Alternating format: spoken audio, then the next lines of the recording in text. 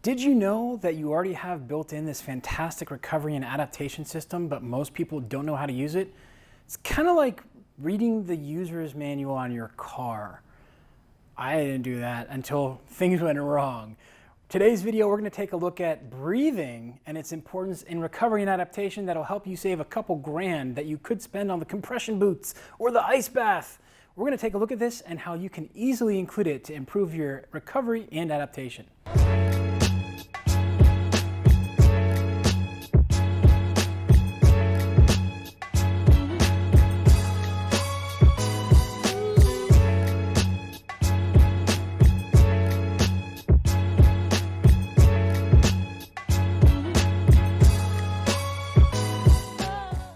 Oh, I gotta love the compression boots. Yeah, I just spent $4 grand on these boots that I can use every single day.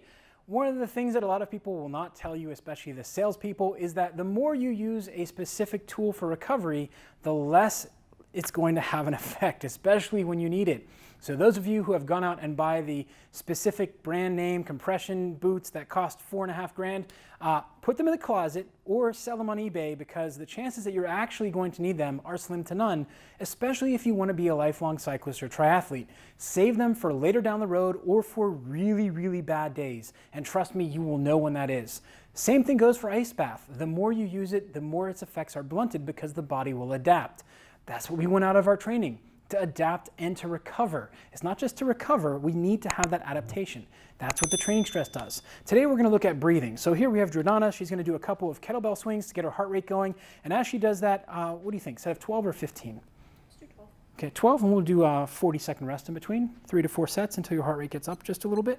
Now as we go through, the first thing to talk about is when you're doing your efforts, the importance of the breath itself. So matching the breathing to the exercise that you're doing. So as she comes up, she can also kind of let a short pulse out at the top. Breathing can allow you to produce force. In fact, when you're in the peloton and getting ready for a sprint, you will hear some of the best sprinters, and they will go and they produce these noises. Or if you go into karate studio, kya! Why are we producing these noises? They get the abdominal brace to fire as strong as possible. But you can't do it with a kya. You've got a kya. It has to produce that noise. And I apologize to those of you listening with earphones or out on the bus. But it is important as we go through 20 seconds.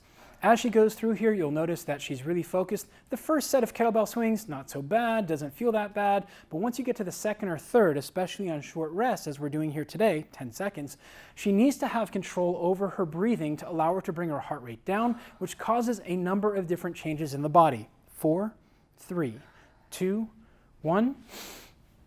There you go. As she goes through this set, you're going to have a number of different changes that happen in the body due to the metabolic energy pathways working. That's all a Metcon is metabolic pathways.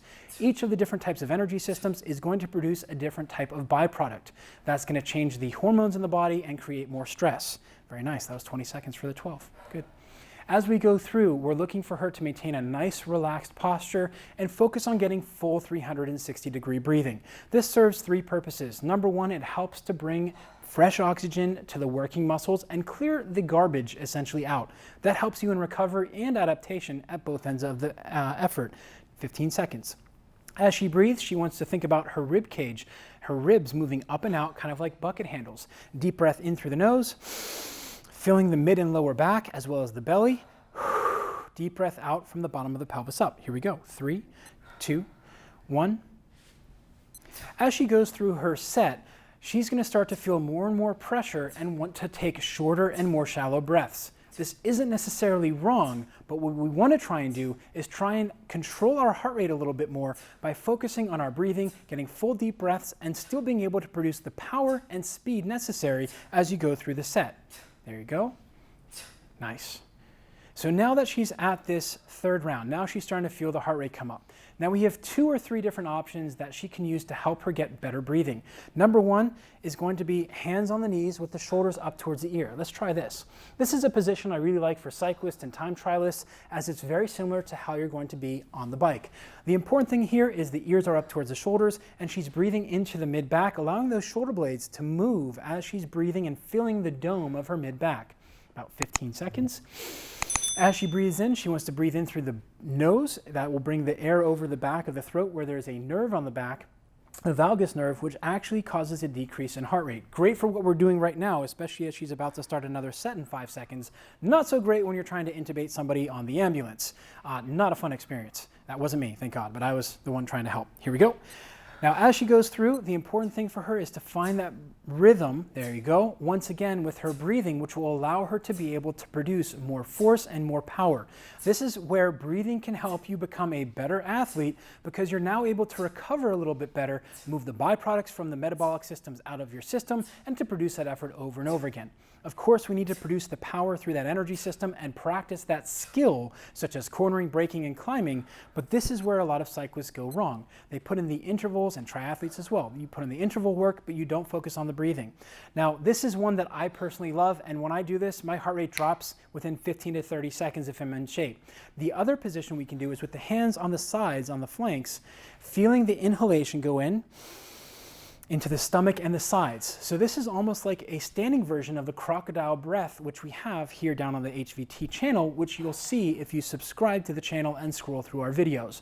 Now, as she goes through here, the last 10 seconds, you can notice she's still carrying a little bit of tension in through the shoulders.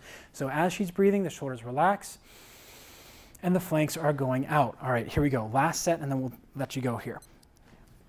Now, as she goes through, really important, she wants to find that breath. Good, right from the beginning.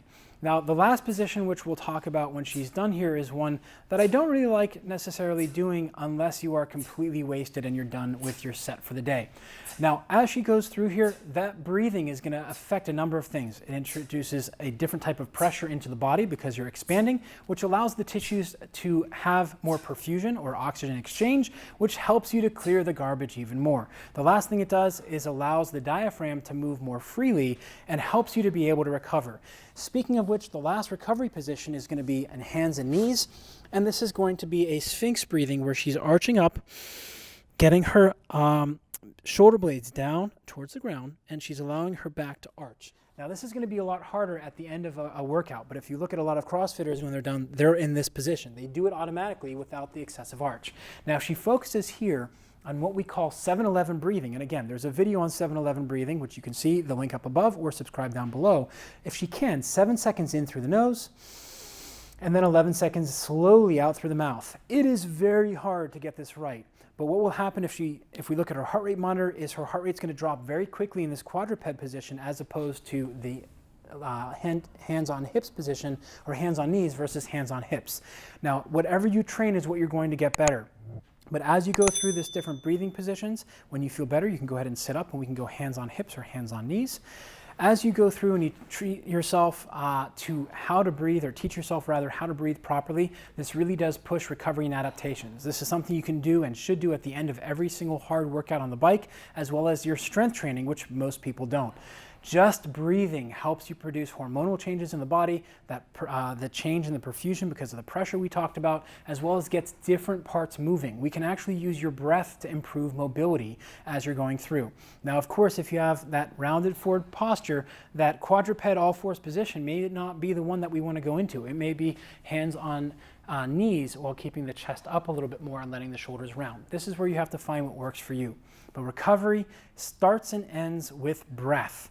When you get stressed, shoulders come up, shoulders get tense, and you're not able to actually relax, and you take shorter, sharper inhales.